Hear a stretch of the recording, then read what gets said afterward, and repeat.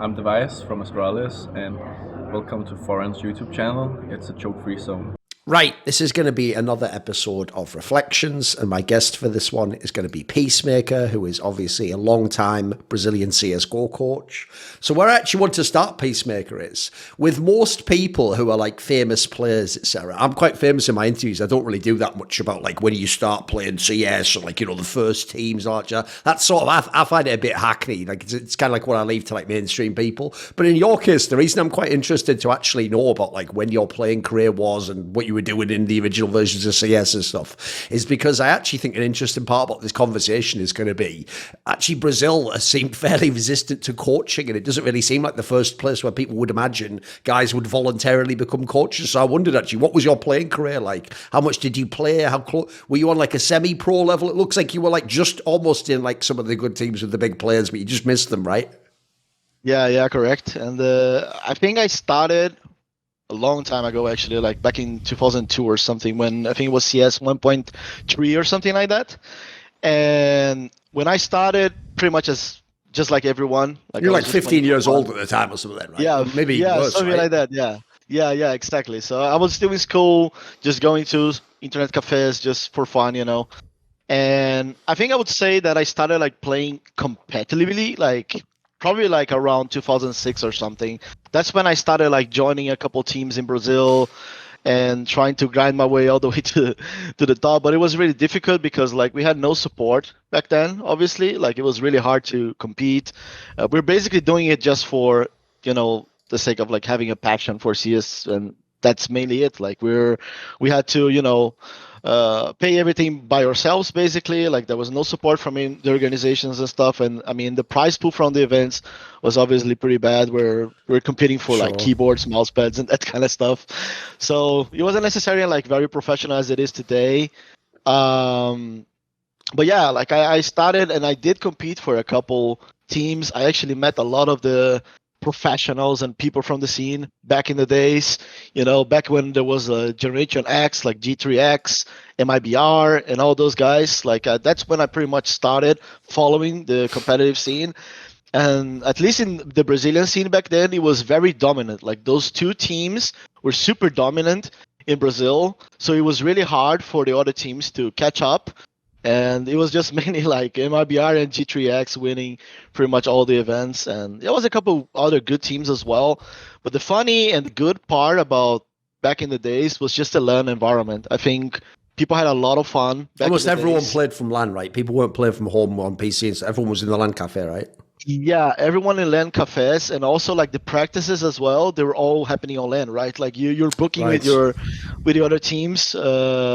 There was no WhatsApp or anything like that. It was just like I think it was Mirk or some kind of program Yes. like that. Like we had some kind of a communication. Yeah. Back in the days. We're just booking the practices, and then the only thing you had, some of the teams had in Brazil, was like you were basically sponsored by the cyber cafe, like the internet cafe. So you were able to either play there for free. So you had like 5 computers where you had to bring all your stuff, peripherals and all the kind of stuff, or you even had to pay, but a smaller fee than the regular customers, right? So you're basically like booking with the other teams, practicing like 4 or 5 maps a day, pretty much as it is today. But it was fun because like you're meeting new people, you're playing against each other on LAN in a completely different environment. So the environment itself, it was really nice. It was really fun to play. But yeah, as you said, you're pretty accurate. Like I missed, I would say I was like a semi-pro because I never was able to like play on a top level or even join, you know, gAuLeS team or cogus or Fallens and that kind of stuff. I was competing against them. I was always like falling short against them and not playing. Like my teams was like, I don't know, top 15, top 20 in Brazil, around there. And yeah, that's pretty much how I started. I want to ask about a couple of names before we get into all the stuff about your career specifically, because you, like you say, you came up in this environment when these big names were around. So actually, one name you've mentioned there I'd like to discuss is, right, in the modern day, mainly actually for things he did outside of the game. Obviously, Fallen now is the big name in Brazilian Counter-Strike and is the godfather and all that jazz because he built up the Games Academy and all the teams he was on. But if people don't know, back in the 1.6 days, like, the only name was cogu. That was it. Like, even though people like, for example, FNX was known as a talent, and obviously people people like Geeko were legendary players. Like Kogu was just something else, right? Like this guy, he was considered like even people outside of Brazil considered him above all the other Brazilian players. Like, who was this guy to you? Who was he to the scene? Kogu was inspiration for all of us. I think like he was. Back in the day, even when the scene wasn't as professional as it is right now, Kogu was already like far like ahead of everyone else. Like he was just very professional, like an example to the scene. I remember like a lot of people, it was kind of like you either hated him or you loved him, because that's what I heard from his teammates as well. Like he was very harsh and very competitive and very like, like his teams, like he was very just basically very professional. Like he was taking the game very serious. He was like basically, making sure that his teammates was always like put on check and, putting up the hours and all that kind of stuff. And when you were annoying like that, when you were a player like that back in the days when people were not earning money and they're not as professional as it is right now, people would see like, oh, this guy's so annoying, like so hard to play with and stuff like that. But that's just Kogu. Like Kogu was ahead of everyone else. He wanted to be the best player in the world, and I'm sure he was one of the best players in the world. Like he was just insane. I think that with Kogu, like, yes, I think he's very talented, but it goes above that, in my opinion. Like he was putting a lot of hours and a lot of dedication into the game in making sure that his team was functioning and he was pushing his players. He wasn't IGL, but he was always like, I always felt like he had some kind of a leadership role in all his teams, and you could tell that by, all the dramas that happened back in the days with Kogu leaving G3X, going to MIBR and stuff like that. And there was so many dramas around it that you could tell that every team that Kogu joins was instantly becoming like the best team in Brazil. It doesn't matter. Like it was G3X, and then when he left G3X and joined MIBR became the best team. So he was just like ahead of everyone else. That's the best way I can describe it. And yeah, other than him, like for him being an AWPer, I think yes, super talented. Like I don't have words to describe like what that guy was able to do on the server. There was also good AWPers, Fallen. There was also a guy, super talented guy. I don't know if you heard about him, but his nickname was Ton. He used to play for MIBR and G3X. Yeah, he just didn't get much international play, but yeah, he was a very good player. Yeah. Ton is one of those guys that like we still hear about him even today. Like some people say he was better than Kogu, right? Yeah, a lot of people say he was better than Kogu, and actually, like I think it's not to say anything about Fallen, but I think back in the days I would put like Ton and Kogu were probably the best AWPers in Brazil, and like Ton haven't proved himself in the international scene. I think that's the main thing. But the guy was super talented. Like when I watched him playing behind him, because back in the days you had this opportunity, right? Like it's not like today. Back in the days you could actually watch the guy playing behind him. And there was a ton of people watching behind. And for sure, yes, I watched Kogu and I watched Ton, and Ton was just insane as well. Like it's just very unfortunate. I heard he had some kind of a problems with depression and some personal problems with his life that made him pretty much retire competitively. Like he hasn't played CSGO at all. But I think that if Ton kept playing and had more international events and stuff like that, he would probably be just as a legend as Kogu is in Brazil. Yeah. So I've heard similar things. Right, another player that you mentioned, and I actually want to know this for totally legit reasons. There's no meme attached, there's no joke, there's a real question, there's reflections, which is obviously gAuLeS. Because if people don't know, this is another one of these areas where the one thing that does annoy me a bit about modern day fans, Peacemaker, is it's like what you just said there about standing behind people. They act like because they just came along a few years ago, we just came along a few years ago, like what you just said there about standing behind people. Like people will tell me what Forrest was like in 1.6. Like I was stood behind him. Like the joke is, if you were like after the game, guys, trying to download the POV demo, I watched the POV demo. I was there. I was just stood right there watching his monitor going, that's fucking insane. So similarly, right, we all knew gAuLeS has been on for the team forever. Like the joke is he's been around like Counter-Strike, like almost as long as I have, like the beginning of the 2000s. And I've even done like an interview with him from the end of 1.6, and he was a really different person back then. Because, and this is the key thing that I understand that other people don't, Peacemaker, which is when you go on camera, you're never just yourself. You're always aware you're on camera and people are watching you, when you have a perception of like, how are they seeing me and what do I want to project to them? And it's quite a complicated thing, which is why people who are actors and stuff get lost and kind of become weird or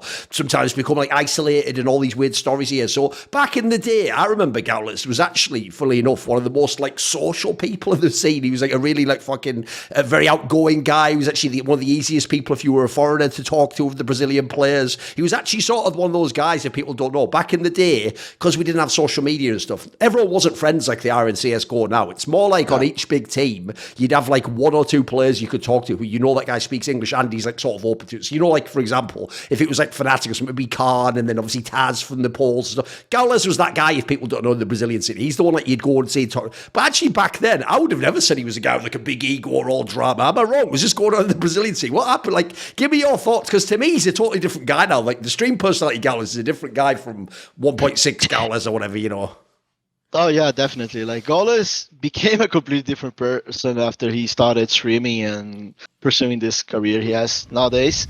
Like I think that the main thing with gAuLeS was that I think he did build really good teams back in the days. I think one thing that I have to give credit to the guy was just the fact that he was able to make the G3X organization pretty much by himself. With he had a sponsorship from Intel at some point, but that was mainly it, and it wasn't like anything big at all. Like it was mainly like gAuLeS was always like very proactive in the scene, trying to get sponsors, trying to do tournaments. He had a manager as well, which you know from today as well, which is a Polka. Like he was managing the G3X team together with gAuLeS back in the days.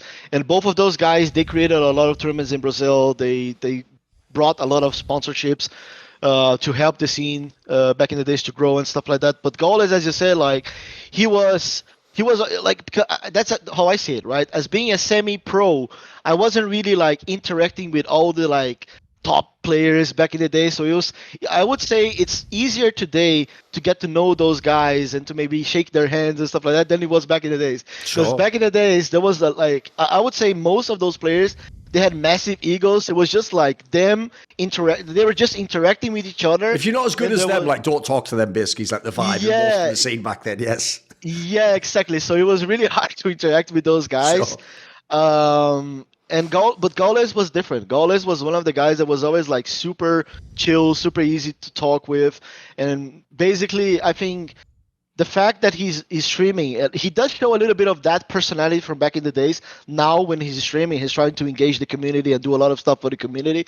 I think that is a part of him. But, you know, other than that, like the competitive gAuLeS is completely different than the streamer gAuLeS, let's put it like that. Like as you said very well, gAuLeS when he's streaming, and I think people needs to know that. Like as you said, he's streaming. He's trying to be himself, but like even when he started streaming, right? I think he had problems with like depression as well and stuff, like personal issues and stuff like that. He was taking like heavy medicine and stuff like that. And you could tell by when he started streaming that he was also a completely different streamer than he is nowadays. Right. So I think he's just being evolving and trying to change the way he does things. But the competitive gAuLeS, one thing is for sure, like he was able to build really good teams. He was again not very strong individually speaking. I would put him like I know this might sound like weird, but like he was kind of like a Kerrigan back in the days. You know, he was really good at like building the team, the pieces around him, making sure that they feel comfortable role-wise and that kind of stuff. And he was basically taking all the shit back days. He was he was a main support player, as we call it right now. Even though we didn't use that term back in the days, you know. Yes. By the way, just before we get into the other stuff, one thing I would like to actually know is, because I've heard all these stories, I've known loads of Brazilian players over the years, all the stories are very similar. It's about like the LAN cafe and the atmosphere back then, and especially because, this is the key thing, because actually Brazil didn't get to interact much with the international world. Like basically, you guys had one of those scenes where it was like, unless you are either MIBR or whoever wins the qualifier for like World Cyber Games and the SWC and stuff, that's the team that gets to go and play the international teams. Other than that, there were very rarely events in Brazil Brazil. Like, there just wasn't a destination, unfortunately. And crucially, it sounds like when people described the scene back then, like, it was like very much like an insular scene. It was just a scene in Brazil, and it was like you're in the LAN cafe playing, and then you play like a qualifier for this tournament or like a league game of people who come from Rio, if you're in Sao Paulo, whichever one of the two you're in. You go between the two. But it sounds like the scene was like super tight knit. Whereas now in the modern day, it must be really surreal for you, dude. Like, this last major must be so weird if you're from the old school to actually see like the scale that it's gone to is crazy, right? Like now, like Brazilian, I mean, Counter-Strike in esports in general is worldwide. I mean, obviously there's been world champions in CSGO, people like Fallen are enormous figures, gAuLeS himself, again, like I said, just some guy from the community before, some like giant streamer guy. This must be pretty crazy coming from back in the day, right?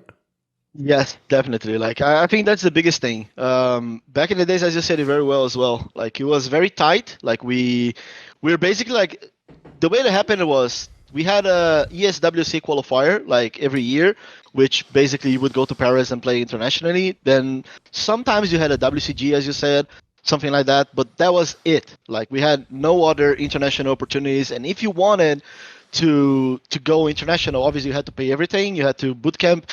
Back in the days, people were boot camping at Inferno Line in Sweden, and it was super expensive. Like we had no support at all. And even if you wanted to compete at a CPL, even like from older days and stuff like that, it was really hard. Like you had to.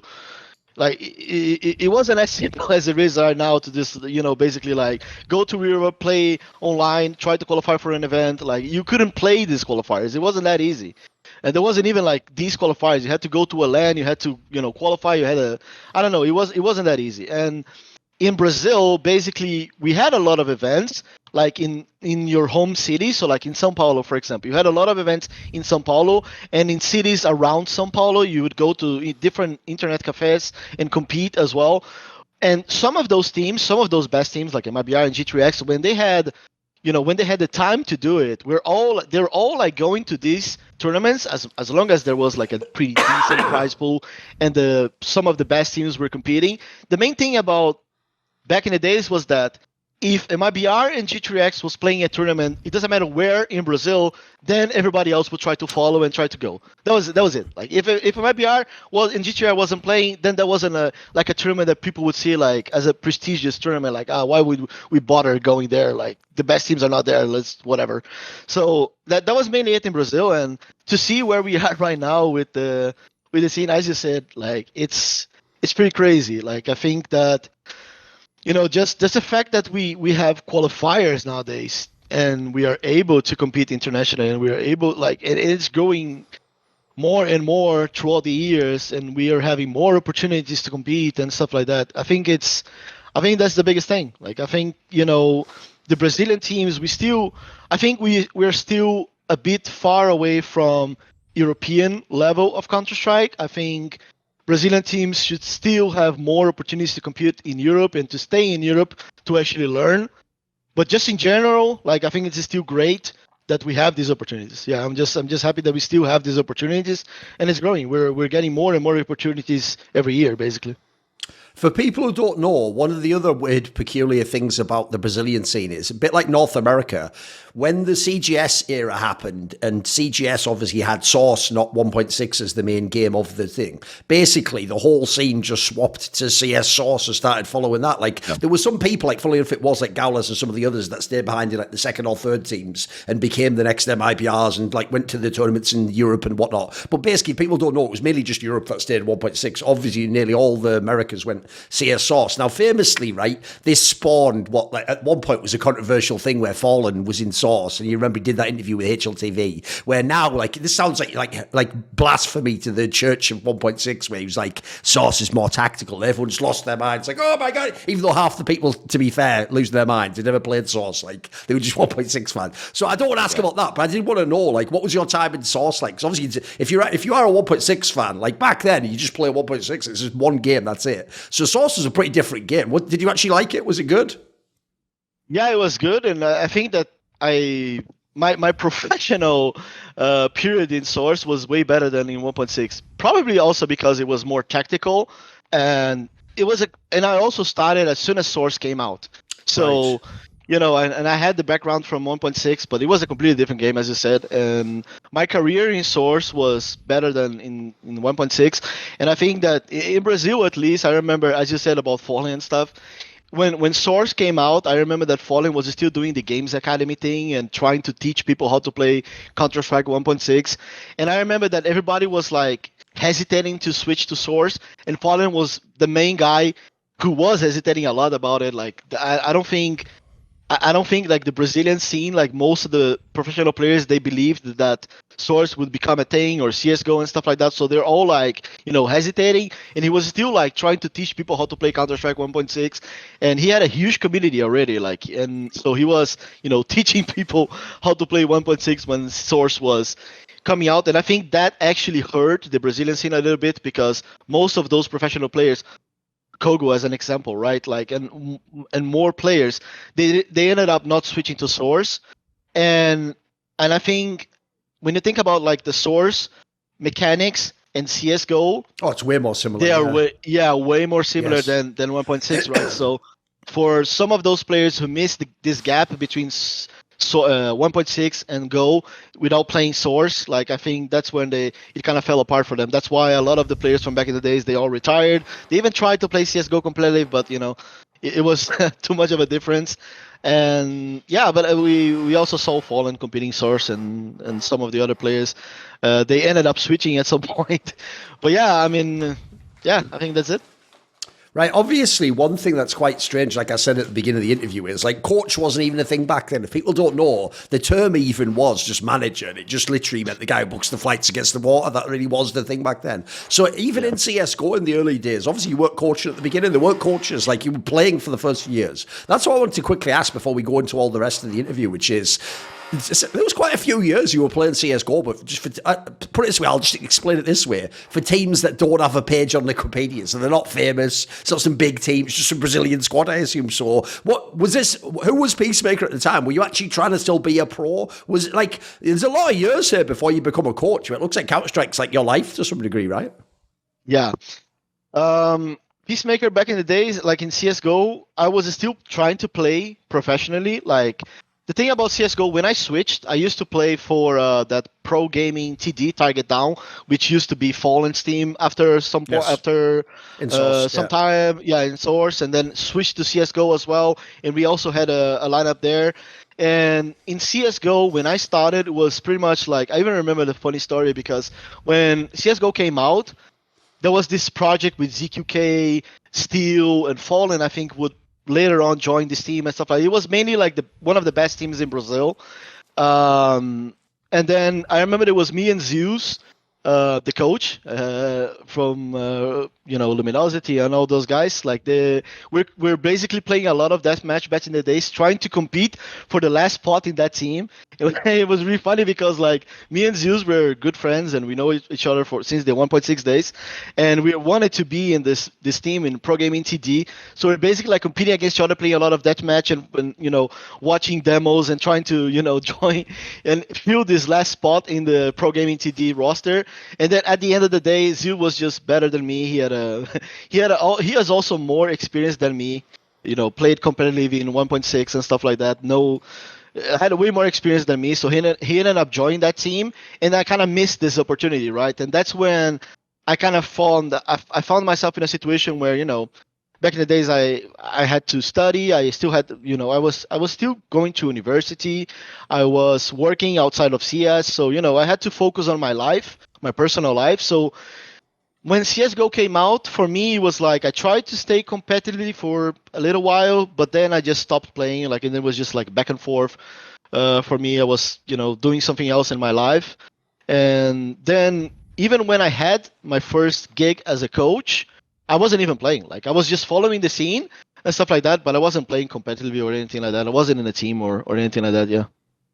Right, when you came to join, when people will actually start to know you, basically, you became a coach of Games Academy, which obviously not long afterwards became the Tempo Storm team, which later on became Immortals, and people then know I'm talking about HEN1 and Lucas and all those, and later KNG and people like that came in, but it was originally obviously Boltz and felps, and people will know the names now. Right, the key thing to remember if you're a casual fan is Peacemaker obviously joins at the moment Zeus left to go to Luminosity, and then Peacemaker came in behind, and then that's how the whole cycle came along, right? When you came to this team, as I said earlier, I set this up this way because one thing I want to ask you about actually is part of, in your career, obviously sometimes it's been a meme that you've been in so many teams, but part of that is actually a function of the fact that coaching, it's only like sort of just the last couple of years, it feels like it's even a real thing, Peacemaker. Like even before that, it's like someone who sometimes gets some input and can sometimes say something to a player or runs a practice. What was it like at the very beginning when you joined this team? Like what did coach entail?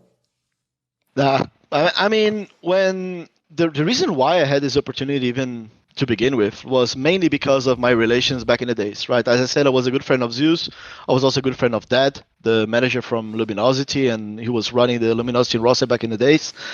And both of those guys used to play with me in Source and also followed my career pretty much the entire way. And the main thing was that from back in the days, I think people were getting coach gigs mainly because of either you're a friend of someone else or because of like, at least in my opinion, I think the main reason why I was brought to the Games Academy project was because first I knew the guys, that helped a lot, but also because in my past teams, I always had some kind of a leadership personality in those teams.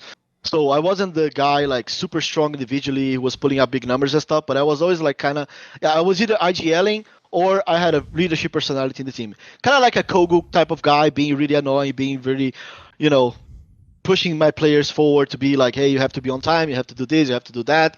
And then even with Zeus and Dad, for example, like again, another funny story, like back in the days we had this team together and I was that like, I remember days where they wanted to go out on a Friday night and something like that. And I'm just like, guys, we have practice, like we have this tournament on the weekend. Like, what the fuck are you guys doing? Like, and they're just pulling their internet cables to go out and have a drink and stuff like that. And I was this kind of annoying guy, trying to, make sure that the players stay on check and stuff like that. And I wasn't even IGLing back in the days. But this type of personality from back in the days did help me a little bit, because what they needed back in the days after Zeus left Games Academy was not only a coach, a guy who would, manage those personalities in Games Academy team, but also a guy who would potentially IGL that team. Because I think Zeus had a pretty important role in that team.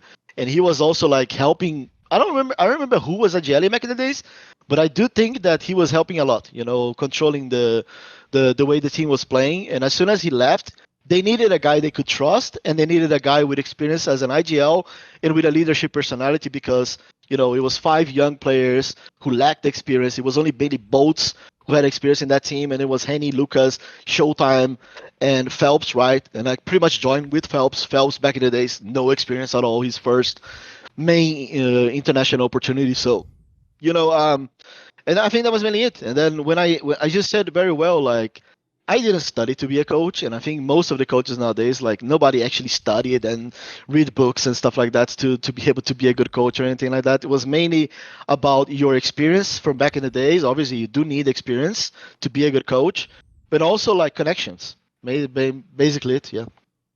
Right, when you came to this team, let's talk about a couple of the players then. So first things first, I want to ask about the twins, right, HEN1 and Lucas. Because even though they are identical twins, and for real, like, I actually still can't tell them apart. I know that it's supposed to be like based on tattoo or something, but the joke is, like, even though, like, in American movies, obviously, if you're twins, you just swap players or whatever. The joke is it wouldn't even work for these guys. They have, like, the most opposite playing style of all time, which is interesting in itself. So just explain, who are these two guys? Because on the one hand, like, people know HEN1 from his AWPing, maybe, but even then, they don't know much about his personality and who he is as a teammate. And obviously Lucas had this period where he was in this team forever, and then he only sort of joined MIBR at the end, didn't he? So who are these two guys and how are they different?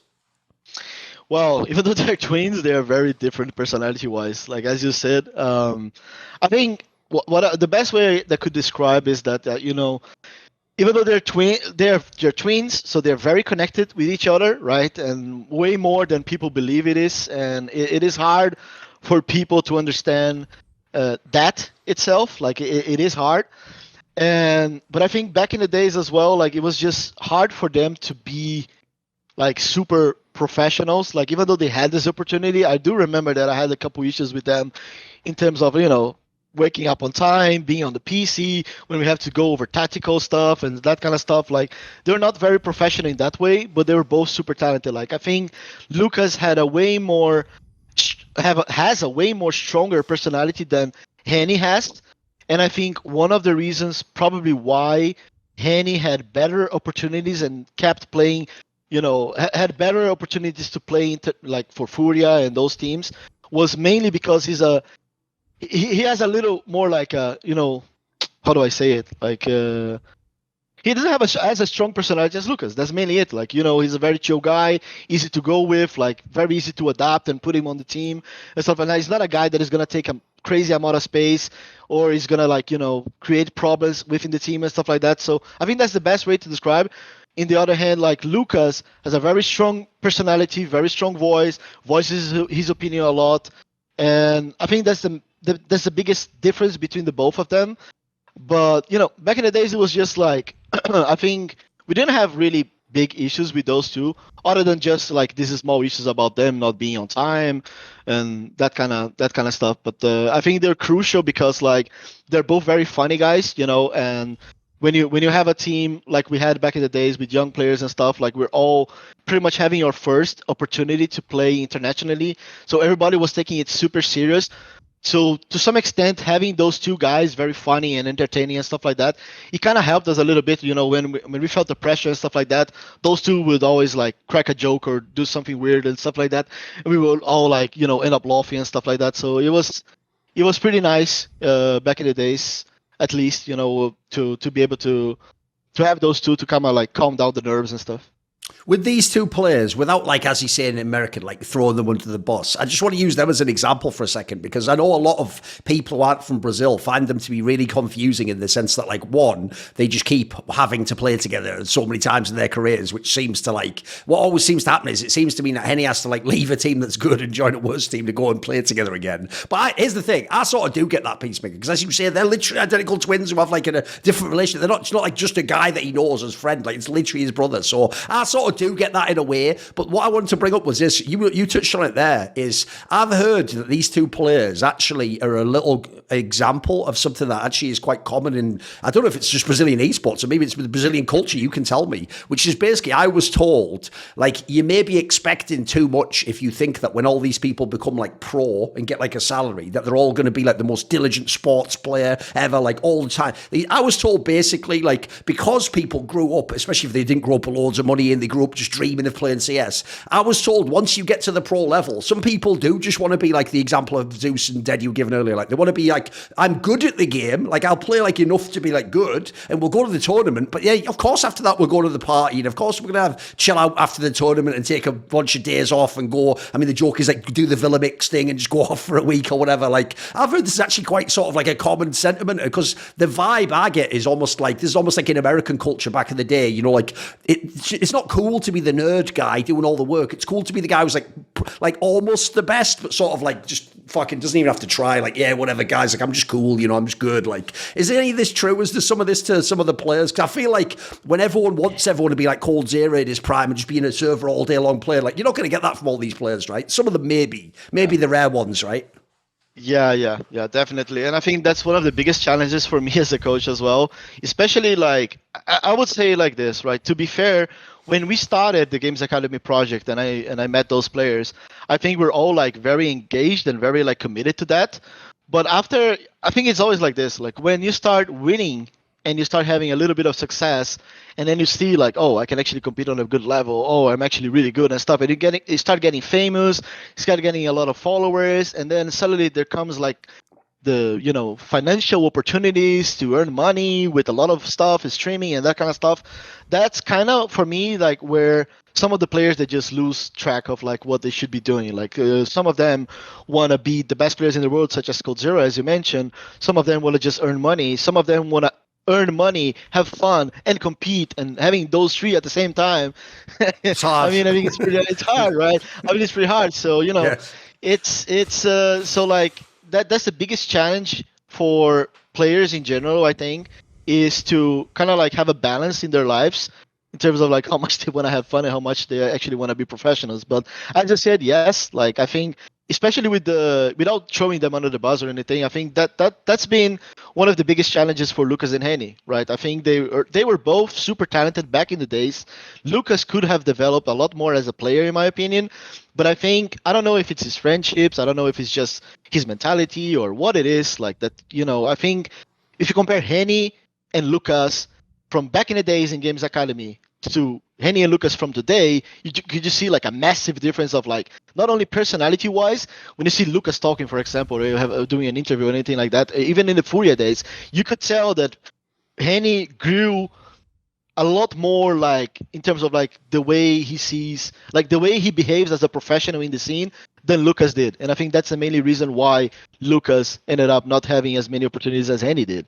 But yeah, I mean, as you said, that's the biggest challenge. Like players finding the right balance in their lives, and that's it. Right, another player from this team I want to ask about is Boltz, because like you say, he was the one who was in one of the Fallen teams. Everyone forgets all those lineups, I notice. Before basically Taco and Zeus came over and FNX, everyone just acts like those lineups were the same players or they didn't exist. Like Boltz and Steele and all those guys were in those teams. It's just for some reason they were in them and then they were out and they had to come back later. So Boltz is one of the players where it was always a mystery to me, mate, because when I even watched him, even before that in the Fallen team, he actually looked like he was one of the better players, mate. But I have noticed this. He seems to be the player where if I look at his career, he gets the what happens is he goes down to the second or third best team and then he's really good, so he gets his chance to come back to the top team, might be the one with Fallen, whoever it might be. But the problem is, it seems like, this is just an outside read, so you can tell me, it seems like he's the guy where, like, I don't know, like he gets pressured or something, or so, because somehow his morale seems to just like go down when he's in the top team. That's why he goes down to the second or third team again and then he comes back up. Like he's that guy who, like, he can't stay in the top. Who is Boltz in this sense? Because he seems like a really good all-round player, mate. I don't get it. Yes. Boltz is a very good all-round player, as you said, and I think the biggest challenge for Boltz, at least that's what I heard from back in the days, right? And working with Boltz in Temple Storm, as I said, very dedicated guy, very good to have in a team. Like, mainly a guy that you can just put him anywhere in the map and you tell him whatever role he has to do.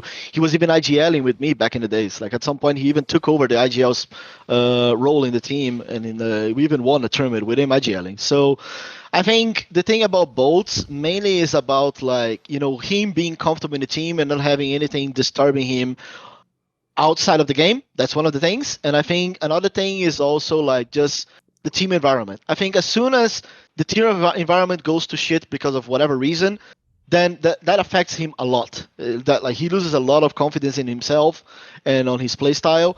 That's one of the things. And also, like from what I heard back in the days when he was in Luminosity and SK and stuff like that, I don't know exactly the reason, but that's what I heard. I heard that he had problems with like dedication, which sounded super weird to me, because when I coached him in Temple Storm, he was super dedicated. He was watching demos. He was putting a lot of hours. And then at some point in those rosters, those iterations of SK, Luminosity and stuff, what I heard was that like he was not putting up the hours. He was committing a lot of mistakes in the game. And then I think it has to be something to do with like, again, losing confidence and not feeling comfortable in the team, because I think he's probably one of those guys that as soon as he's put out of his comfortable zone, or he's not feeling comfortable, or he doesn't feel like the team has his back, then I think that's where, some players, they would be like, okay, I'm just going to put up the hours right now. I'm just going to grind and try to prove myself. I think he's probably one of those players that, he just goes downhill, and then he loses it. And then I think that's the reason why he got kicked, I think, twice, right, from Fallen rosters and stuff like that. And even... I guess I have property to speak about Boltz right now because I coached him in Imperial. And again, Boltz with me in Imperial, very dedicated at the beginning, working a lot. And I think he was doing a pretty decent job towards the beginning. And then something happened now that, his performance just dropped massively. Like if you compare his performance from when we started in Imperial to today, and to be fair, we were also playing against stronger opponents and stuff like that. But again, it just feels like there's something that happens with Boltz that once he starts losing confidence, then it just goes downhill. He's not really like mentally strong to be able to come back. I hope he does, because like I always describe Boltz as a guy that like I don't think Boltz knows the amount of potential he has. And it's kind of weird to me because like he's now again a player that's kind of like streaming, and sometimes he wants to be a streamer, sometimes he wants to be a pro. He has a girlfriend, and he wants to focus on like his personal life. And sometimes, again, I think with the Boltz, again, it's another good example of like trying to find the right balance in his life. I think maybe it's too much stuff going on at the same time. And it's kind of weird to me because sometimes I had a talk with Boltz, and Boltz is kind of like talking about retiring to be a streamer and stuff like that. And it's kind of like, mate, you're so young. Like you have so much potential to grow and to do stuff like that. How, like, it's fine. I can hear that from Fallen, but not from you. Like, I know you can earn a lot of money by being a streamer and stuff like that, but how come, like, you just want to stream? Like, that's the weird part, right? I don't know how much Boltz wants to be a professional player. That's mainly it. Like, I don't know if he likes, traveling around and doing all the boring stuff and stuff like that. I don't know how much he actually likes it. I think he likes it right now because he's with Fallen, he's with Fair, he's with people that he likes. But I don't know if, for example, if he leaves Imperial, if he would have the motivation and to keep playing, basically.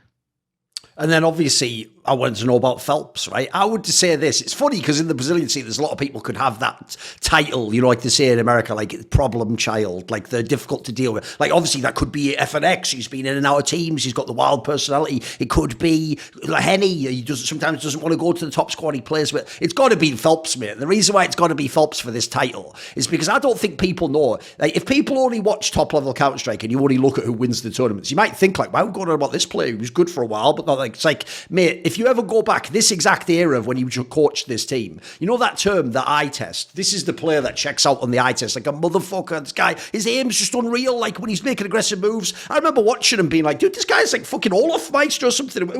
Why did no one tell me this player exists? Like he's just off in Brazil somewhere. But the problem is, aside from that one period when he was in SK and they won those tournaments in the summer, and then when he came back to the MIBR and they had that one run at the major, like he actually hasn't had that much success in his career. Like his resume should be way better. Like, what? Give me your thoughts on this player. Like, why wasn't this player like?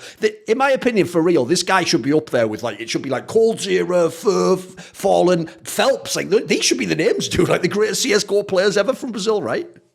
Yeah, I agree. And like when I started coaching Phelps, I could tell that Phelps always had a strong personality, and he's a very shy guy, introspective and stuff like that. So to be able to get him comfortable, to make him comfortable in the team and to get him to talk and stuff like that, it does require a lot of skills, like you need to be able to, first become his friend and get his trust for him to basically open up with you.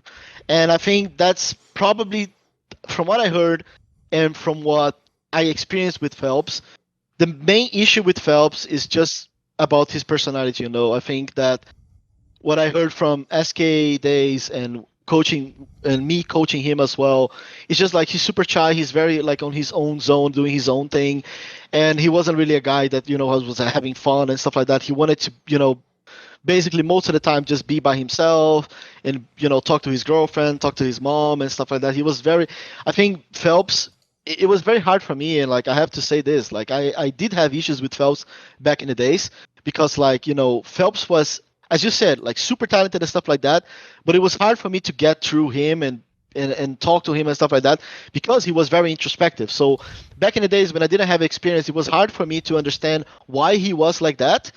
But nowadays I understand it completely, and I found out after some time.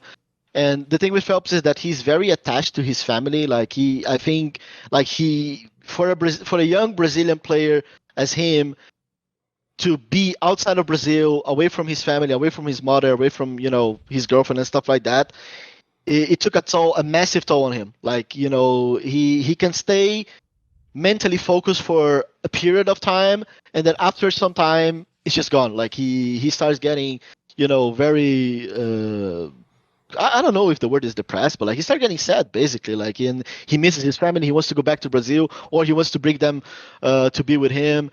And I think it's kind of weird because like back in the days, all I was about was like being professional. I want to be the best team in the world and stuff like that. And then for me back in the days, I had so much motivation that it was hard for me, even though I should have this understanding, right? That people are different from each other. But it was hard for me because I could see this guy, like he was all about like his family and stuff, and I was all about like I want to be the best team in the world. Like, come on, mate, let's do it together and stuff. Nowadays, I understand, there's different personalities, different people, and I think he's one of those guys that, unfortunately, this is probably like the biggest issue he had throughout his career was the fact that, being away from home is not a thing for him. Like, he always struggled about it, and if it wasn't for that, plus the fact that he's very introspective, I think, as you said, he would be probably like just as good as Coldzera. And he is. That's the thing. Like, felps still is a really good player. And when he joins the teams, and if he had an opportunity in Imperial, for example, or Furia, or whatever, he will be there. He will put up the numbers. Like, he is super talented. The thing is, like, how to manage him to stay on the team for longer than a year or something like that. That's the biggest challenge. Yes. So, okay, when you were in this team, I mean, the funny thing is, I know later people think of them as immortals, and this time we're talking about Games Academy, but technically they were Tempo Storm in the period I'm talking about now, right? Famously, people don't know the story. What happened was the first big moment, because obviously initially people only knew the squad from the players going to Luminosity. The first big moment was obviously qualifying for Katowice, right? Because that was the one where you won the whole qualifier. It looked awesome, by the way, online. And so then people were like, I remember famously, this is when people were like, wait a minute, there's two good teams in Brazil. Because obviously we just knew the Luminosity team got good, but like now there's two good teams. But famously, this is a detail people forget, before you could go to Katowice, there was the qualifier for the major, and the major qualifier went really badly, right? Like, that was the one where you were supposed to get through and you lost like flip side or something. So this must have been a big shock, right? Because that the vibe I got there, dude, was it's a bit like we just went through with the online era. Like, when you're only playing online, you get to the same level as the other people, but the problem is when you go to the LANs, it takes a while to get good, right? You have to sort of get settled playing LANs and pressure on. This must have been a big blow to not qualify for the major, right? Yes, that was a big blow, but also like a very good experience for us because we learned a lot from that. I generally, like, I don't think that we would have done such a good run in Katowice if it wasn't for the major qualifier, even though we bombed out. But I think, as you said it perfectly, like, I think we lacked experience competing on LAN.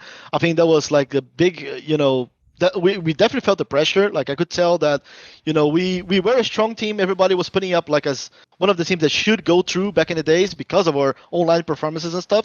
But, just the fact that you're playing from home, very comfortable, and you have no pressure and stuff like that, and your first big event is already a major qualifier competing against, teams that you haven't had much experience competing against. Back in the days, we didn't go to Europe and had any kind of boot camps or anything prior to that. So it was just basically us playing in North America, competing against North American teams, some Brazilian teams and stuff. And then boom, you go straight playing against Flipside, very tactical and very slow pace CS and stuff like that. We definitely struggled a lot. And but I think that helped us a lot, because after that event, we talked a lot about like the way we prepare for the games, the way we should stay mentally focused for the games. And mainly about preparation for games. I think that was a big turning point for us because back in the days I was IGLing, and I think we had way too much structure back in the days, and we tried to play against Flipside in a way that obviously didn't work out. Like, we struggled a lot against that passive style, and just the fact that we were able to take that loss and learn from it, I think that helped us a lot in Katowice.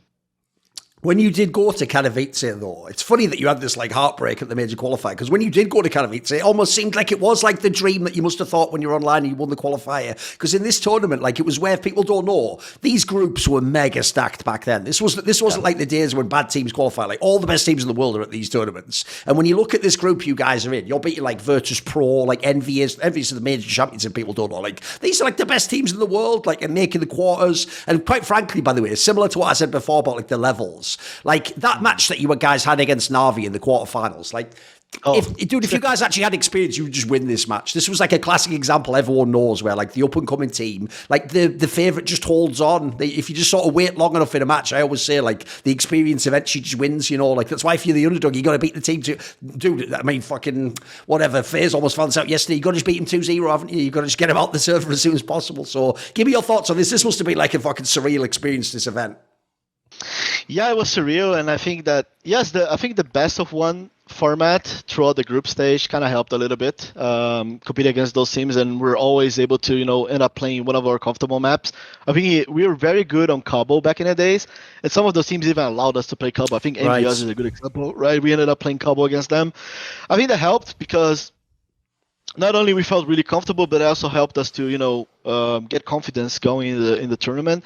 I think all the players were very good individually. Like we were hitting our peak in terms of performance, and not only that, but I think the major qualifier experience also helped a lot in terms of adapting mid game and all kind of stuff.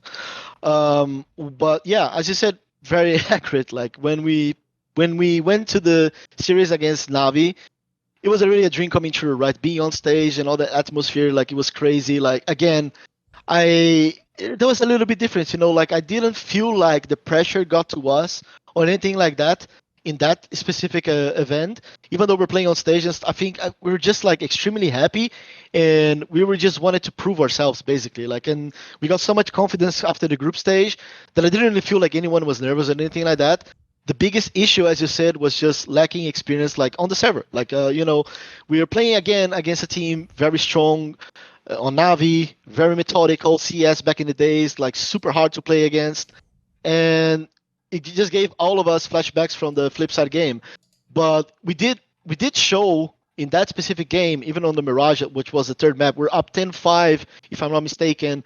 And then I also remember that, I don't remember if we won the pistol or something like that, but we just had a massive lead. And then the biggest thing for us back in the day was, like, once something went wrong in the game, I think we're not strong and good enough to be able to mentally reset. I think that was the biggest challenge, because I remember in this specific game, I think we lost an eco or something like that, which we should have won, and that took a massive toll on us. Like, I tried taking a lot of timeouts and trying to hype up the boys and try to tell them to stay calm and stuff like that. And then Navi started to build momentum, and Navi building momentum back in the days, it was just like too much for us. And then we ended up losing a game. I think it was 16-40, 16-13 or something like that. But again, as you said, if we had more experience, if we didn't collapse under the the pressure we felt on that third map specifically, when we basically could feel like, oh, we're actually doing this, we're beating Navi, like we're gonna make it to the finals or something like that, like, come on. And then once that things started going wrong, yeah, then that's actually when we felt pressure, and we were not able to adapt, unfortunately. Another tournament that we'll talk about, and then we'll skip to some of the other teams, is obviously, as you said, you won a tournament in this team. You won the CEVO tournament that was hosted by Gfinity in the UK. Right? What's funny is when people look at this tournament, like if they see you played like Pimp's SK Gaming in the final, they're going to be like, who cares? It's like these guys had to beat Virtus Pro in a best of 5 in the semi-finals. Like, yeah. And even though people are going to say like that was when Virtus Pro was in one of their slumps, like you have to remember a Virtus Pro slump is like they just come quarterfinals and lose to the best team in the world. But like they were definitely not a bad team at all. So like this actually was it's actually like an underrated run in my opinion. Like some of these teams you've beaten are good. Like, and also as well, like just winning in itself is like a meaningful experience, right? It's not, you don't have to beat the best team in the world. Like it's still hard to win on stage and win in a tournament and be the guy who lifts the trophy, right? What was the significance of this win for you guys? I think it meant a lot, and also like for this event, I have to give credit to Boltz, because after Katowice and some more events that we had, like online qualifiers and stuff like that, I think that we started to kind of like, obviously when you make it to closer to the top and you start competing against stronger teams and stuff like that, and once you start losing, because we did have some kind of a honeymoon period at some point where we were winning everything, and then Katowice comes and blah blah blah, and then it's all great, but once you start losing and start having issues and stuff like that, that's where Boltz stepped up a lot, and he wanted to IGL. He wanted to just let me focus on coaching and preparing for the games, and he wanted to try some kind of a different environment for the next events. And that was actually hard for me back in the days, because like I really wanted to like try to adapt to the way they wanted to play and the way they wanted to do things. But instead, but I did understand back in the days that it would be hard for me to switch the mode, like from the way I see Counter-Strike to the way that Boltz wanted to call. So I just found out, whatever, like just you just be the caller. I'm just gonna prepare for the games and try to help you with timeouts and stuff like that and opinions mid game. Because back in the days you were able to talk, and it was a completely different environment. But Boltz was actually IGLing in that tournament, and we had a lot of changes in terms of like the play style and stuff like that. So I think I have to give a lot of credit to Boltz, and I think he did a good job on like managing the team and making sure that the people felt happy while playing and felt comfortable while playing, because sometimes under my system I was very like methodical and I wanted things to be done exactly the way I wanted and stuff like that, so it was a bit annoying to some extent. So I think Boltz did give the players another big reason for them to perform well in that specific event. And as I said, like even though we beat the likes of SK and VP, Virtus Pro and stuff like that, VP back in the days was very, very hard. And as you said, like I think it was the best of 5, right? Yes. So yeah. I mean, it was our first big international win, right? Like not big, but like for us back in the days, it was huge. Sure. And yeah, that's when I think that after we won that event, again, that's when, we kind of started to like kind of overthink a little bit of the stuff. And then after we won that event and we did great in Katowice, that's where, personalities starts to, shine a little bit, and then egos and then stuff like that. And then, yeah, after that, I guess we kind of fell apart a little bit. Like we started to, relax way too much when we actually should have taken that opportunity to, grind even more and actually stabilize as a top team. Right, when you then came and joined Team Liquid as their coach, I want to ask this initially, right? If people don't know, the timing of when you joined was after they'd already had the run at Columbus where Adren came back to be the stand-in, then they'd had the bombed out at Malmo, and so the team you inherited was already one that was going to have problems, because if people don't know, your first event was fucking EliGE, which if people remember, what's the only moment of Team Liquid everyone remembers from EliGE is more clowning on Kusta, fucking up the Molotov or whatever, like, and obviously that event went really badly, and people know Kusta was barely in this team for very long, because part of the problem was, and luckily I was friends with Hiko and some of the players, so I know some of the backstory on this. Basically, the premise was when they decided to move on from Adren, they kind of almost just did it, unfortunately. Like back in the day, people used to recruit. You don't actually think what player do we need and what spot. They were just like, who's the best player available? So they were like, right, that Kusta guy in NME's really good. And what they ignored was, we've got fucking s1mple, who's the AWPer. Like, so they brought him in, and obviously there was all issues, and s1mple sort of like didn't accept him as an AWPer, and he took it off him, and then eventually Kusta just got booted out very quickly, right? It sounds like if you're going to join a team, you want to join a team that's like set, and it's like, right, now I can start having my impact. This sounds like a real mess, mate. And then obviously the other thing that you alluded to earlier was, because they've kicked the Adren out, now they don't have a proper IGL. Now they were like taking turns of different people doing it. So eventually, right, when you joined, was it already the idea that you would essentially, like, I know it's not technically in game leading because you're not in the server, but was it at the time, obviously I know later you became the guy who was just calling from the coach position. Was that part of why you got the offer for Team Liquid, and what was this initial squad like? Looks like a fucking mess to walk into, mate. No, it was a mess, and I think that yes, when I joined, I remember that having talks with Hiko specifically, and I think they already had in plan to remove Adren and Kusta from the roster and go to the major and the other tournament. I think it was a Face It event, ECS event or something like that. I think they already had in mind to get rid of those players, but I don't know if it was a roster lock with ELEAGUE or anything like that. But I remember when I joined as a coach, it was already pretty much set that those two would be gone, and they wanted me to be the IGL from the team, and they wanted to bring they wanted to make a team. Basically, back in the days, you could abuse that.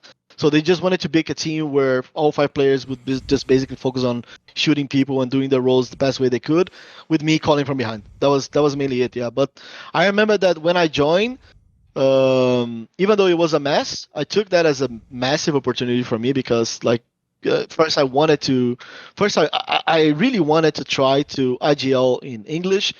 Back in the days, even though I did speak English in a pretty decent, I would say, but I wanted to challenge myself and be in a completely different environment and stuff. And I think when I started coaching Games Academy, I was also able to like hang out with some of the Liquid guys in events or get to chat with him online. So I was a good friend of EliGE as well. So it was just like a good opportunity, because I already knew some of them. I was good friends of them, and they could see like the amount of development that I was able to do together with the boys in Games Academy. So I think they had a lot of trust in me as a coach in IGL, and that helped a lot. Because as soon as I joined Liquid, even though they were having massive issues with the roster, underwhelming performances and stuff like that, and yes, later on s1mple came and helped and blah, blah, blah, but I think the fact that they gave me a lot of trust to build my own system the way I wanted and stuff, I think that helped a lot. Right, obviously people know now we're going to tell the story of the fucking famous s1mple Team Liquid ESL Cologne, right? That amazing run to the final, etc. But I've got to set it up because I feel like people miss these details. Like, first of all, for people who forget, s1mple had actually been out of the team already. He was just a stand-in for this era. Like, what happened was, after that Balmore period, it wasn't just that he had issues with Kusta. He also basically just said, like, I want to live in Ukraine. I don't want to live in America anymore. He left the team. He went back to Ukraine. And he wasn't even playing with anyone good, if people don't know. He was in a mix called called Worst Players, which was literally just him and his friends from the Ukrainian scene. And at the time, by the way, he was still fucking insane. Like, I remember watching him at like a Star Ladder or something where he was just carrying against everyone. So then he came back because he was friends with Hiko and there needed to be a stand-in for Team Liquid. But the detail everyone forgets Peacemaker is, as you say, there's an ECS before this major. And at the ECS, the team did nothing. It just went there. It was like, whatever. I think it might even come last place. Like, it was just irrelevant. And because he was just technically the stand-in, this is the key detail to make. No one had any expectations. Even within the team, from what I remember from like Hiko and that, dude, they had no expectations. The premise just was like, look, we needed a stand-in. He is like the best possible stand-in. Like, let's just sort of hope, you know, like, let's just hope it goes well. And so I remember famously, people always, this is one detail I notice fans always like delete from their memory. Everyone thinks I'm mega biased, right? Well, everyone knows I love s1mple. I was friends with Hiko. You can go and watch this major, dude. I predicted against you every single match. Like, I'm not even joking. You guys weren't even supposed to get out of that group. That group was fucking stacked. They had like Nico Mouse Sports in. Like, that was a banging group. I think Envy or something. Like, not only were we not supposed to get out the groups, there's no way you're supposed to beat Na'Vi. Na'Vi's one of the best teams in the world. And then Fnatic, forget about it, mate. That was like all the legendary players were all the majors. Like, this is one of the craziest runs I've ever seen, dude. Like, I remember watching it and just being like, is this real life? Like, what's going on here? It's why, if people don't know, I mean, this is actually part of what sort of let me look like a genius now by saying s1mple was going to be the greatest player ever. Because I remember just watching that tournament and be like, if this guy doesn't become the best ever, then what's the point? Look at the eye test. It's unbelievable. So, the reason I set it up like that, Peacemaker, is give me some of the background on this. Like, what happens? You bring in a guy as a stand-in who's like, you know, he's not going to be there permanently as well. He's just coming in for these two tournaments. Like, how does this miracle run come out of this? What happened? What allowed this to happen? I think it was funny because like when we brought s1mple to the team, I think it was very clear for all of us, as you said, that he wouldn't be permanent. But I remember that Hiko used to be very connected with s1mple. So when I talked with Hiko a few times, Hiko was always like, "Oh mate, if we're able to win the major or do great at the major, maybe I can get s1mple to stay, right. You know, convince him to stay and stuff like that." So I was like, "Yeah, I mean that would be pretty good for us." But and then always there was also like this personality clashes between s1mple and some of the players. I think EliGE and stuff like that, like they didn't get along very well. So it was challenging to manage those personalities. But when we brought s1mple to the team, as you said, we had no real big expectations or anything like that. One thing that helped a lot, again, the loss at the ECS did help us a lot in terms of like the way we would prepare for the major. It gave us a lot of it gave us an opportunity to try a couple different things during that event that we would maybe try at the major, and we actually switched some of the stuff because of that loss in that tournament. But one thing that helped us a lot, and I don't know exactly why or how it happened, but we had a boot camp in prior to ECS. We had like, I don't know, a 12 days boot camp or 10 days boot camp or something like that with s1mple. And we were basically like playing a lot of hours. Like, I think it was 10 to 12 hours a day of Counter-Strike or something like that. And after we're done with that boot camp, like I promise you, like I never had a boot camp with so much success as we had in that one. Like, we're just basically shutting down everyone. We're winning against every single team. And after the boot camp was over, we're just like, I don't know, like, is this like, if we're able to pull these performances on at the major, then that's it. Like, we're gonna win against everyone. So we're super, super confident after the bootcamp. And in that bootcamp as well, it wasn't like a fairy tales or anything like that. We had a lot of issues, like especially with personalities and stuff like that. Like, I remember s1mple, for example, he was a completely different personality as he is right now, right? And s1mple was super dedicated. Even as a standing like that, I gotta give credit to the guy. Like, he was probably like first guy waking up, last guy going out of the room every single day, but he was crazy. Like, he was like, it was hard to keep up because like he wanted, even though he was standing, he wanted to prove himself so much that it was hard for the others to follow up, and it was even harder for me to like understand like what was happening basically. And the biggest challenge with s1mple was that since he wasn't a part of like the team, like on a permanent basis, it's not like he was doing stuff for the team and stuff like that. I remember a lot of the times we're going over tactics and the way we wanted to play and stuff like that. And it was just like, whatever, dude, I'm just gonna do my own thing. Like, I don't care about what you guys are saying. I want to play my own game. So there was actually a lot of maps and a lot of tactics that we had back in the days. It was just like four guys very aligned on the same page about what we're doing, and then s1mple had freedom to do whatever the hell he wants to do, just because like that way we would make him comfortable, and we would be aligned, and we would feel comfortable that way as well as a team. So I think it would be a completely different story if we try to, push s1mple and be like, hey, s1mple, like, you're standing, you have to be with us, you have to go over tactics, you have to do stuff. If we pushed him to do all those things, I think he wouldn't have the performance he had at the major. And also in the same way, like, if we would be like, oh, this guy doesn't want to be a part of the tactics, don't want to be like a part of the whole thing, let's just give up and just do whatever at the major and stuff, then it would also be a tragic run, right? So I think we were just really good at like understanding s1mple and making sure that everyone else was aligned, and we felt comfortable that way. And yeah, I think s1mple performance at the major helped a lot. As you said, like, I think having competed against, as you said, envious, right? And me, I had a little bit of a background competing against envious because of the Tempo Storm days, so I had a good understanding on how to call against them. Mouse parts with Nico, I think that was a very underwhelming performance. To be honest, like, I remember a little bit of that game, and I remember that for some reason Nico wasn't playing good.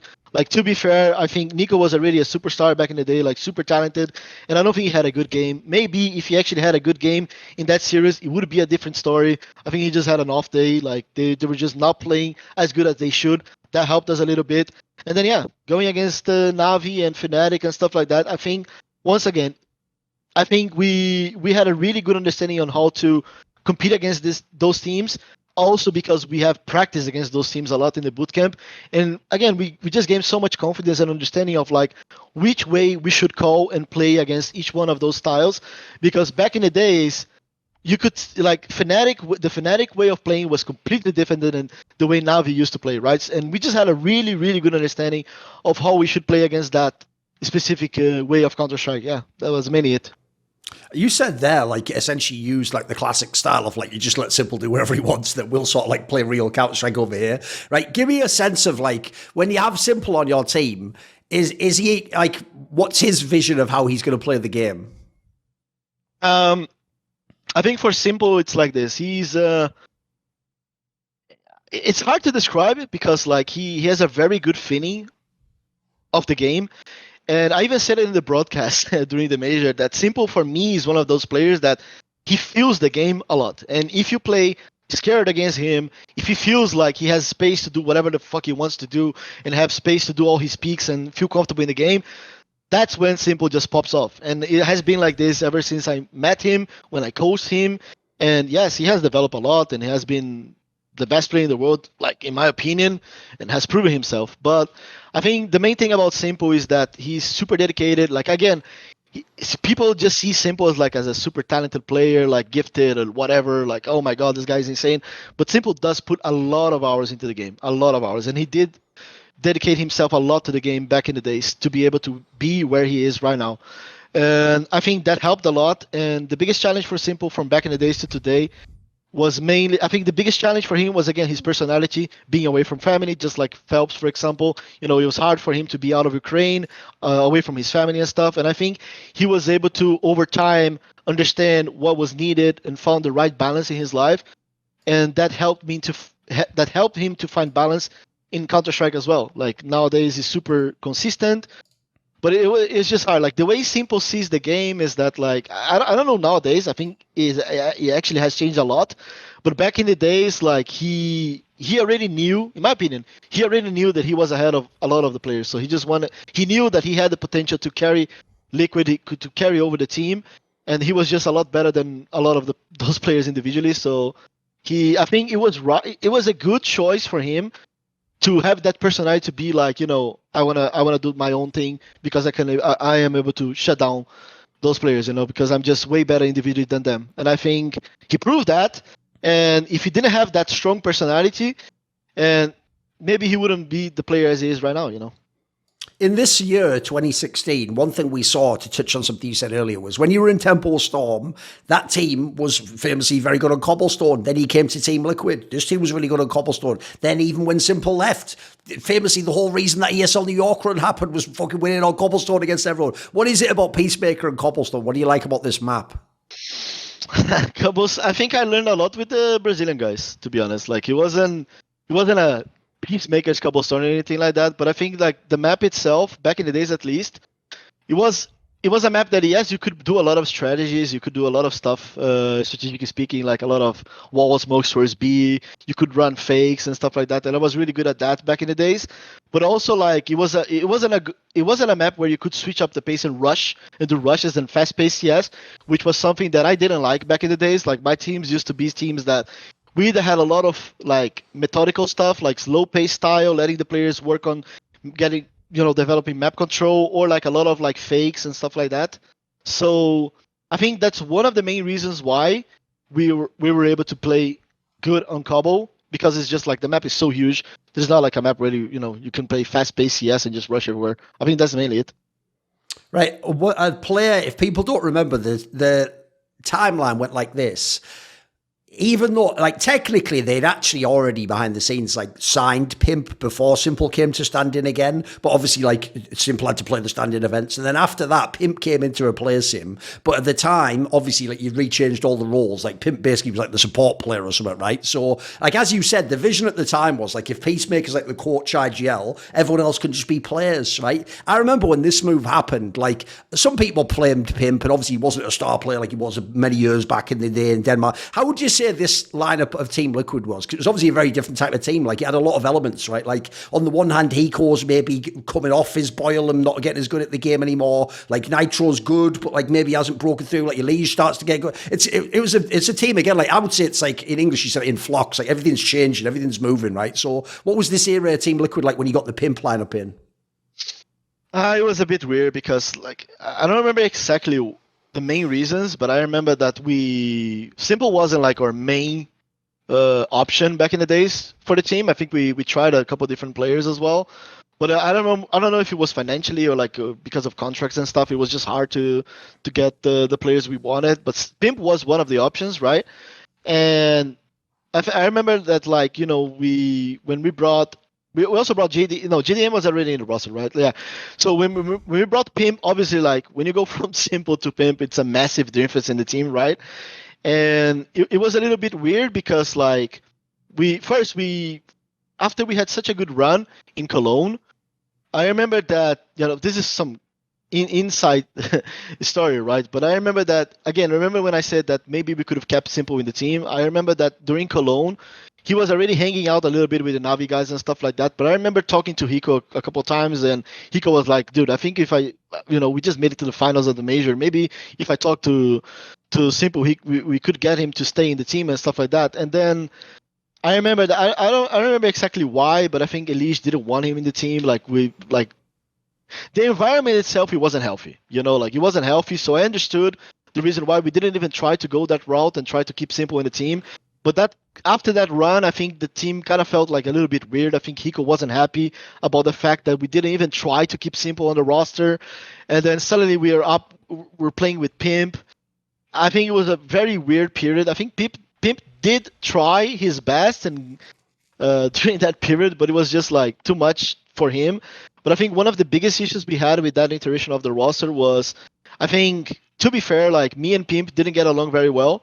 Mainly because, like, the way I saw the game, the way I wanted to do things was completely different than the way Pimp saw the game and wanted to play. And once he joined the team, he tried to follow my way of playing for a short period of time. And then he started to, like, try to bring his experience from Europe and the way he saw things and stuff like that. And then that brought us to a scenario where the team didn't know who they should believe or who they should follow. If they should try the Pimp style, if they should try mine. And obviously, we had such a good run at Cologne, and then we lose s1mple, and then obviously the performances would drop a little bit. And again, in my opinion at least, we did have issues after the Cologne run with, like, people kind of losing focus a little bit. We just made it to the major final. Let's just chill a little bit here. Like, let's just slow down a little bit. We're playing way too much. Let's just go home, get a couple days off, and then come back. And then let's just do 2 or 3 maps a day instead of 5 maps as we used to do.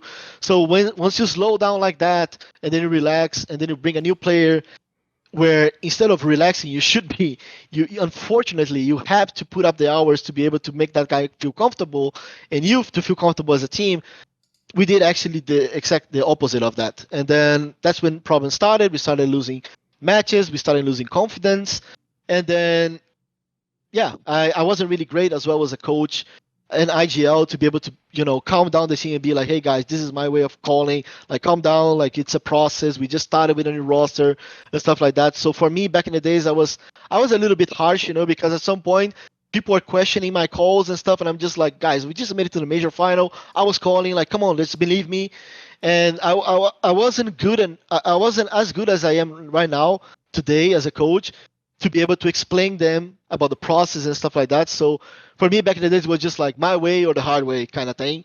And then that's where I kind of lost. I lost a little bit of the respect from the team, and I had issues with pimp. And then the team, as I told you, like the team is kind of like in between. Like, what do we do now? The team is completely lost. And then I think pimp had a really good understanding of like the way he wanted to try things. He didn't want to IGL, but he wanted me to change the way I saw the game and change the way I was doing things back in the days, and it was too much for me. So it didn't work out. Like, and then we kind of, we were underwhelming. We had underwhelming performances back in the days because of it. This actually brings up a topic that obviously I wanted to talk about in this interview, which is part of the reason that you as a coach for a while became like a fucking meme. And the premise was like Peacemaker just joins a new team every month, which is exaggeration. But at the same time, as you'll see in a minute, like there were some teams you were in for a couple of months, that's true. And there was one where it was like a month, but that's the extreme version. Part of the reason this became a meme, which I want to get to, was, again, it's like why I say that coaching wasn't really a thing as much back then. It was like still being introduced as a concept even. And even when you do it as a job, like you're saying, it's like as you're doing the first jobs, not every player even maybe buys into the concept. And in fact, that term, buying in, is what I want to discuss here. Because I've noticed as a coach, it feels like you had a similar problem I've known some IGLs to have, which is some IGLs, I always say, like, that's why the leader part of the name can be tricky. Some IGLs are just brilliant tacticians. Like, they can call a great strat, they can design a great strat, they could tell every player what to do, but they might not be a great leader. Like, they might not be able to get the player to buy into it. They might be able to convince him, like you say. Sometimes you know you're right, but it's hard to know how to communicate with this player and to even explain to him that, like, look,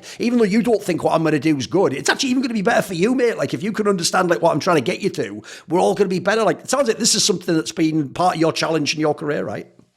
Yes, right. And I think that's one of the biggest issues, even nowadays, for a lot of the IGLs. As you said, very accurate. Like, I think in order to be a good IGL, you need to be a good leader, and you have to understand how to manage personalities and to get them to do what you want. That's the biggest challenge as an IGL, because like nowadays, especially nowadays, you have so many tools to be able to, grind in the game and know a lot of tactics, a lot of stuff about the game and stuff. But if you don't know how to communicate well and manage personalities and stuff, it doesn't matter. Like, it really doesn't matter how much knowledge you have if you don't know how to share that with your teammates. And yes, I think that was probably one of the biggest challenges I had in my career, especially at the beginning. And again, just like, and that's the main reason why I use this example for the players, is that I think I went from being an unknown coach with no experience at all to suddenly in 1 year competing at the major final and qualifying for a lot of events. I think that did take a little bit of a, about my ego, because like I had so much success calling and stuff like that, and my system was working in Liquid and Tempo Storm, that like when people started to question the way I saw the game or the way I wanted to do things just because of 1 or 2 bad runs in events, I think that was a little bit too much for me, like, and back in the days, I wasn't really like a good leader. And again, like, I didn't know how to manage some of the personalities. So as soon as I started getting challenged, it was too hard for me to, stay mentally focused, to just be like, guys, like, this is happening because of this. Like, we're going through a process. We need to do this and that. Like, for me, it was just more like, dude, why are you even questioning me? Like, we just made it to the final of this. We just did this and stuff like that. Just shut up and let's keep practicing stuff. So I think it wasn't healthy at all. Like, I think that period took a toll on my career. And that's the main reason why I fell down after Liquid and started like having, as you said, like a period where I'm coaching teams for like a month or 2 or 6 months or whatever and struggling a lot. That was because like I was trying to reinvent myself as a coach. Also because I think it was actually in the pimp iteration where Valve came with the new rule where coaches were not able coaches were not able to talk anymore during the games. And when I saw that as well, that also took a massive toll on me, because going from a guy who was already being questioned in that roster. And then when the Valve news came, it was even harder for me to like, oh, now it's not even a choice for me anymore. Like I have to give up on my IGL thing. Like it's not a thing. I cannot. It's not like I can write on a piece of paper like, hey, you guys should do this, this, this, and just give it to one of the players and be like, hey, just call my style. It's not like this, right? We even tried this actually in ESL New York. Pimp was in the roster. I think it was ESL New York 2016 or 17. Yeah. I don't remember, but I remember Nitro was calling in that team. And I remember that I wrote on a piece of paper a lot of like the stuff that we should do in the game.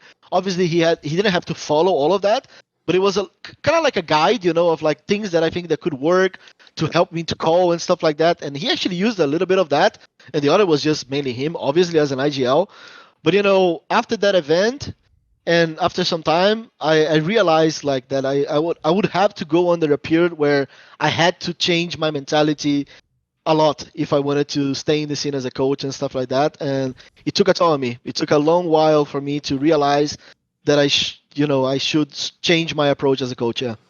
You brought it up there, but that's another thing I wanted to ask about was, this is actually, if people don't know, the first period where Nitro became the IGL of the team. Because in this squad, they tried a bunch of people, like Hiko did it for a while, and like they all took turns basically, and then so Nitro took over. But what people won't know is, they're going to think now, because he's still an IGL now, like, oh, it must have gone really well. Like, I've heard it wasn't that great. Like, I've heard basically, he sort of only agreed to do it, because it's like someone had to do it, and it was one of those things where it was more like, I'll probably just do it for like a month or something, and like he wasn't the IGL he is now though, I've heard. So like back then, if people don't know, he was even like a fucking entry player. It wasn't even like the sort of player you'd necessarily pick as IGL. Like, what was the initial period of him being the IGL like? It seems like he must have had a lot to learn, right?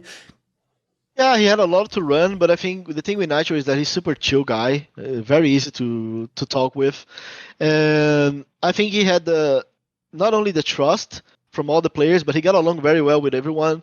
And still, even today, like you rarely see Nitro having any personality issues or anything like that. You basically don't hear anything bad about the guy. Like he's just very nice to be around, like very good player to have in a team who's basically sacrificing himself and doing whatever the team needs. And I think this mentality did help me a lot. I think, it's pretty unfair if I would say that I helped Nitro to become a good IGL or something like that. I probably gave him a little bit of I probably did give him a little bit of confidence to be at the beginning when he started, and guided him a little bit of like how I think he should be calling. But I think you gotta give proper to Zeus, right? Who used to coach him, like probably helped him a lot to develop as an IGL. But it didn't surprise me that Nitro actually did very well throughout the years as an IGL, mainly because of his personality. Because as we talked about in the previously, like Nitro was just really good in terms of like managing personalities and making sure that everyone felt comfortable in the team, and he wasn't harsh or anything like that. So I'm pretty sure that Nitro as an IGL was always that type of IGL who would listen to his players, who would always listen to EliGE, try to make EliGE feel comfortable, which was a huge part back in the days in Liquid, and even today, right? I'm assuming so.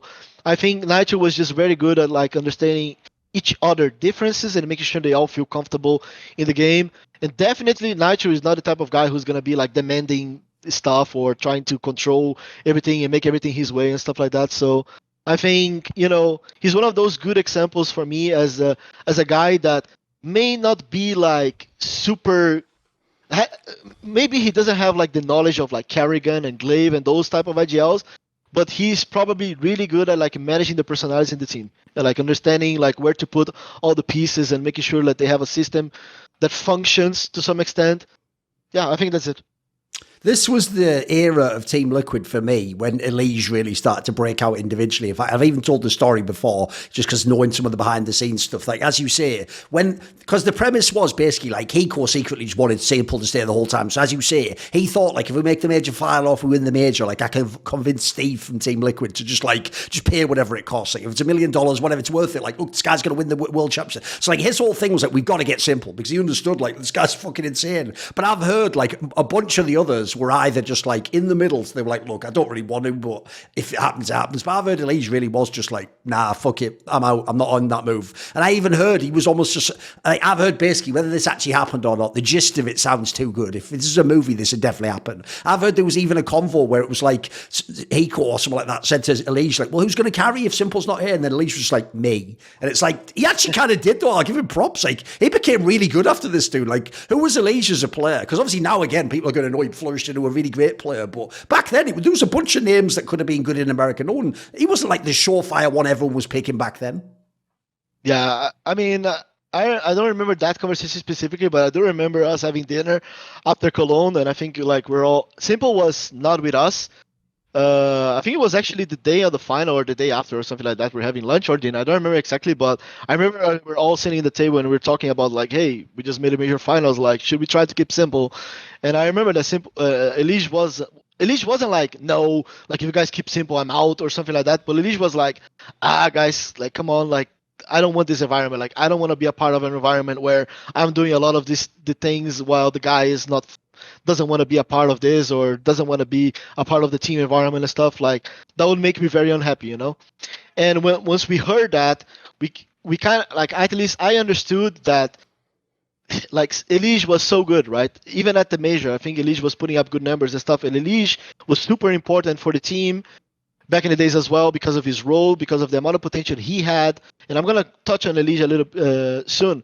But, you know, it was hard for us to pick between s1mple and EliGE because we needed both of them. And EliGE was a much more like, like we could trust EliGE way more than we could trust s1mple, mainly because s1mple showed us that he didn't want to be a part of it. He wanted to join Navi. Like, even during the major, I remember a lot of the days s1mple was basically already hanging out with the Navi guys, like having a beer and talking to them and stuff like that. Probably already, you know, slightly negotiated his way into Navi. So we could tell during the major that s1mple was already, you know, focused on something else. So it wasn't like a really hard decision for us to stick with the EliGE. But we could have tried to at least talk to s1mple and make sure, like, hey, mate, like, we made the major finals. Maybe you can change a little bit of your approach. Like, the thing I regret, and I think the thing Hiko regrets a little bit, and maybe even EliGE, if you talk to him nowadays, like, I don't know if he regrets it or not, but we should have at least tried to talk to s1mple and understand if there was a way that he could change a little bit and try to find a middle ground for him to be able to stay with us. If he would have stayed or not, probably not, because he would love to join Navi. I understand that. But I think I do regret not even trying.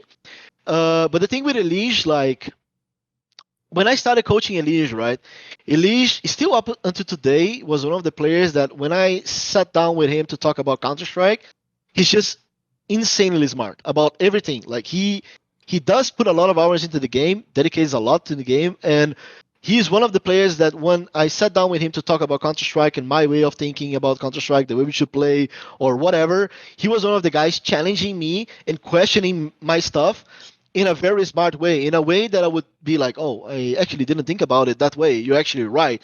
And he was always able to do that with pretty much anyone in the team. So I don't know exactly why. I think EliGE also, like, I think he does have a background competing in different games. I think StarCraft or something like that. And he always been like very good in all those games. Like, pretty much everything he touches, he's always a very talented player, always good. And it wasn't different with CS. And basically, like, I think EliGE is just a very good player to have in a team because of what he's capable to do on the server. Individually speaking, very talented.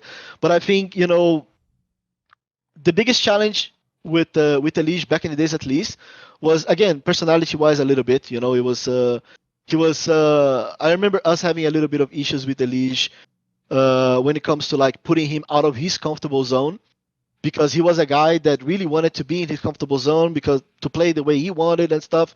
And I remember us struggling a little bit when, you know, I even remember a case on Dust 2 where, I don't know, like, he used to play a rotation at City Side on Dust 2, and then suddenly we found ourselves in a situation where we needed someone to play long. And then everybody was just like, well, we have nobody wants to play long. EliGE, do you want to give it a try or something like that? And then EliGE wasn't ever a player who's like, no, I don't want to do it. He was more like, yeah, sure, I'm going to give it a try. But, like, you know, he was doing that but at the same time you could tell he was super tilted. So like after a couple practices, like you could just tell he's mentally out of it, super tilted, hard to deal with, and then like he would shut down and stop communicating and stuff like that. I think he's probably developed a lot in that sense throughout the years. Otherwise, he wouldn't be in Liquid anymore. But you know, the biggest challenge with EliGE was a little bit of this ego he had, but it wasn't I think there was a reason behind it. Like he's just so good individually speaking. Like he's just so smart that.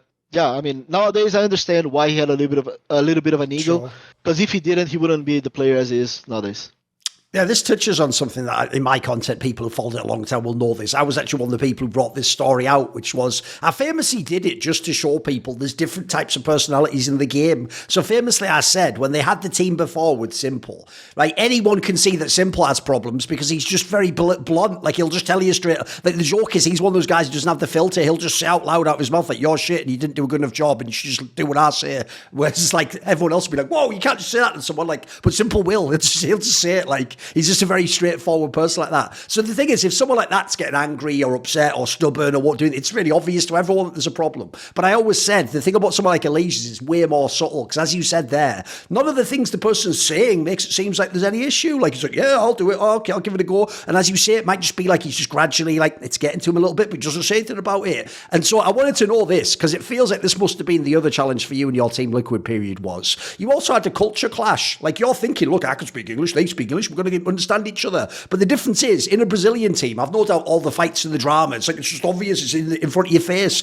In this team, they were all super quiet, like introverted. Like the joke is in this squad, instead of someone saying like to your face, like, oh, I totally disagree, like I'm not going to do that. It's like they'll just be like, yeah, whatever. And then they sit down, and then my joke is like you just see like two of them, magically a Steam box opens up, and they're just typing each other, and you're like, what the fuck? Like, you're obviously just talking about me now, but you know what I mean? Like in that scenario, that must be weird. Like that's hard to deal with. Yeah, that was really hard to deal with. I think that was one of the biggest challenges I had for sure, because like you know, going from the Brazilian culture, we're always like very straightforward with each other, very honest, transparent with each other. So we're able to sit down and just talk about the problems and figure out what needs to be done. And in Liquid, as you said it perfectly, like it was a completely different environment. Like people are very introspective. I think the only guy back in the day who was capable of like sharing his opinions and having a strong voice in the team was mainly Hiko. I think Hiko had a very strong personality back in the days about, you know, the way he felt comfortable and stuff like that. JDM as well. JDM, Josh was very good at like voicing his opinions in a good way. But the other three, like, you know, s1mple, very outspeaking, but also didn't know the way he should say things. He was way too harsh sometimes. Same goes for Pimp, I would say. Pimp was also like very, you know, strong personality, like didn't know necessarily the best way on how to say things. Same goes for me. But EliGE and Nitro, yeah, super chill guys, super introspective. Like they would basically like, it was hard. It was really hard to get that team to do like, you know, to sit down and talk about the problems we had in a good way. Like back in the days as well, like nowadays we see a lot of like psychologists helping the teams and stuff like that. And back in the days we had none of that. It was mainly me trying to figure out like the way we should approach things and together with the Liquid management and stuff. But I don't think that we had, like, to be honest, like I quite frankly, I think I can't even remember the amount of times we actually sat down as a team to actually talk about the problems we had as a 6 men, you know, sitting down together to figure out what's going on. Like we rarely did it. Like it was mainly like split it between groups or me asking the players to come to my room to talk individually, which I used to do a lot. But it was never like as a team thing, because we could, there's always this thing about teams, especially in North America. I think that it's just hard for them to open up and talk about their problems in front of each other. So it always had to be done in private. I would say, like, most of the time, it always had to be done in private, and you had to basically figure out like a way to fix all the issues without, you know, putting them to talk to each other to maybe figure out by themselves and stuff like that. Like it was really hard, yeah. Money doesn't grow on trees, and believe it or not, just watching a video for free with the odd ad doesn't really pay the bills. So thanks to the following people for kindly supporting my work and this particular content. And those people are, of course, Ahmed Tadeu, Matt Pugnaccio Racula, Animosity, Butt Pounder 420, Jensen Go, Kovacevic, Tobias Bernasconi, Tosh, Toucan, and a special thanks always goes out to Jerky's Minion, my main man. You know what? There are plenty of perks to be found on my Patreon. Like, you can find out who upcoming guests are for my reflections interviews and talk shows. You can ask me a question in my monthly AMA. Might get roasted if it's a bit spicy in how you phrase it. You can figure out which pieces of content I might want to do next. I often ask people which they think between certain ideas, offer suggestions. You can even take part in one of those long discussions with me about all kinds of esports, whatever's on your mind. So if any of those sound like something that takes your fancy, put your money where your mouth is. Join the Illuminati today via the Patreon link in the description below.